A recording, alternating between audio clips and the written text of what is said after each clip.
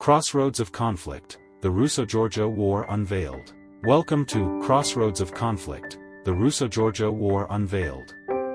We'll explore the background, causes, events, and consequences of the pivotal 5-day armed conflict between Georgia and Russia in August 2008. Before we delve into the intricate details, let's examine the catalyst behind this intense conflict. Chapter 1: Unraveling the Historical Context. To understand the Russo-Georgia War, we must explore the Caucasus region. Situated at the crossroads of Europe and Asia, the Caucasus has been a melting pot of diverse cultures, religions, and imperial influences. Following the Soviet Union's dissolution in 1991, Georgia declared independence. However, political turmoil and ethnic conflicts erupted, particularly in Georgia. A significant challenge for Georgia was its breakaway regions, South Ossetia and Abkhazia, which declared independence in the early 1990s, leading to prolonged conflicts and tensions.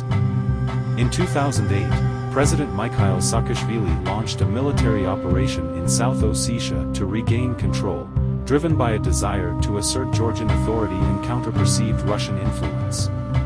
Meanwhile, President Dmitry Medvedev of Russia mobilized Russian forces in response to Georgia's incursion, aiming to protect Russian citizens and defend Russia's regional influence. Chapter 2: Seeds of Conflict. The conflict stemmed from events following the dissolution of the Soviet Union, including Russia's support for separatist movements in South Ossetia and Abkhazia. A combination of factors sparked the war, including Georgia's desire to reassert control over these regions, Russia's opposition to Georgia's ambition of joining NATO and the European Union, and the buildup of military forces on both sides. Tensions between Georgia and Russia intensified over the years due to competing interests. President Mikhail Saakashvili vigorously pursued NATO and EU membership, especially in 2008, amid rising tensions with Russia. Saakashvili viewed NATO and EU integration as vital for Georgia's security and geopolitical stature. However, Russia strongly opposed NATO expansion into former Soviet territories, fearing it was a threat. Russia's military action was officially named Operation to Force Georgia to Peace, and 3 years after the August War, Russian President Dmitry Medvedev admitted NATO's role in the conflict.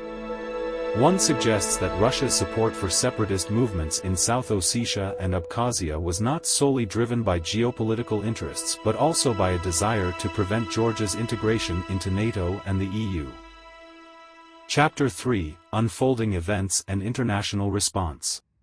The Russo-Georgia War began on August 7, 2008, when Georgia attacked Tskhinvali to regain control over South Ossetia. In response, Russia deployed its military forces into South Ossetia and launched a large-scale military operation against Georgian forces. The international response to the Russo-Georgia War varied. On August 26, 2008, Russia's recognition of Abkhazia and South Ossetia's independence from Georgia drew criticism from several countries, including the United States and the European Union. Despite the lack of action from the United Nations Security Council, the European Union and NATO denounced Russia's actions, citing concerns regarding sovereignty and regional stability. Western criticism of Russia's actions stemmed from concerns over sovereignty, regional stability, and broader geopolitical implications. Russia justified its actions as necessary to protect its citizens and interests in South Ossetia, framing the conflict as a response to Georgian aggression aimed at maintaining regional stability. As the conflict progressed, scenes of devastation and displacement engulfed the region. Georgian forces clashed with Russian troops, inflicting suffering on civilians.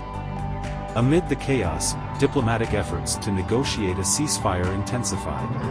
After 5 days of intense fighting, French President Nicolas Sarkozy brokered a ceasefire agreement on August 12, 2008, calling for an immediate cessation of hostilities and the withdrawal of Russian and Georgian forces. The impact of the conflict, encompassing both human casualties and diplomatic repercussions, was substantial. Chapter 4: Humanitarian Consequences and Long-Term Impact. While precise casualty figures from the Russo-Georgia War remain contested, estimates indicate significant human losses on both sides. Georgian casualties ranged from 163 to 170 soldiers killed, with 354 wounded and 1 soldier missing.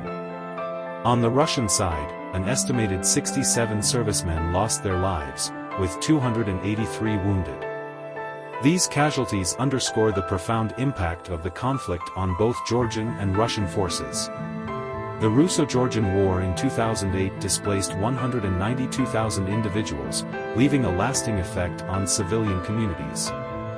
Although many returned home after the war, as of 2014, 20,272 individuals, mainly ethnic Georgians, remain displaced, emphasizing the ongoing humanitarian challenges. Civilian infrastructure, including homes, hospitals, and schools, sustained substantial damage during the conflict, leading to economic hardship for many families.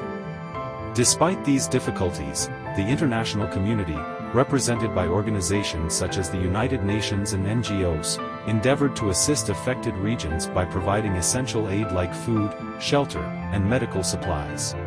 Persistent challenges such as security concerns and limited infrastructure hindered efforts to facilitate the return of displaced persons. Despite these obstacles, organizations launched initiatives to rebuild communities and assist affected individuals. However, the long-term impact of the conflict still affects the stability, economy, and social fabric of the region, underscoring the ongoing need for support and reconciliation efforts. Final reflections.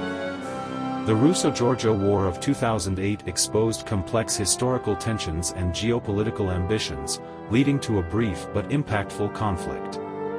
It highlighted the fragility of stability in the Caucasus region and the imperative of international cooperation in conflict resolution. Moving forward, embracing dialogue and diplomacy while respecting international law is crucial to preventing similar crises and fostering lasting peace. Thank you for watching, and see you next time.